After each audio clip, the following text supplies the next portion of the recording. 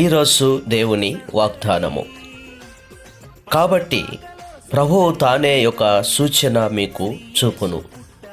ఆలకించుడి, కన్యక గర్భవతి అయి కుమారుని కని అతనికి ఇమ్మానుయేలను పేరు పెట్టును.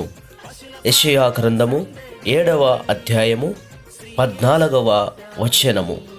ఈ వాగ్దానము ఈ ఉదయకాల సమయంలో మనందరి జీవితంలో నెరవేర్చులాగున ఆ ప్రభు అయిన దేవుని యొక్క కృప మనందరిపైన మెండుగా కుమ్మరించబడాలని మనందరము ప్రార్థన చేద్దాం. దేవుడు తన యొక్క రక్షణ మనందరిపైన కుమ్మరించులాగున. చూడండి, కన్యక గర్భవతి అయి కుమారుని కని అతనికి ఇమ్మానుయేలను పేరు పెట్టును అని ప్రభు అయినటువంటి దేవుని యొక్క అద్భుత కార్యమును, ఆశ్చర్య కార్యమును ఈ క్రిస్మస్ దినాలలో మనం గమనించి అర్థం చేసుకొని ప్రభు అయినటువంటి దేవుడు ఈ లోకానికి వచ్చినటువంటి నశించినటువంటి దానిని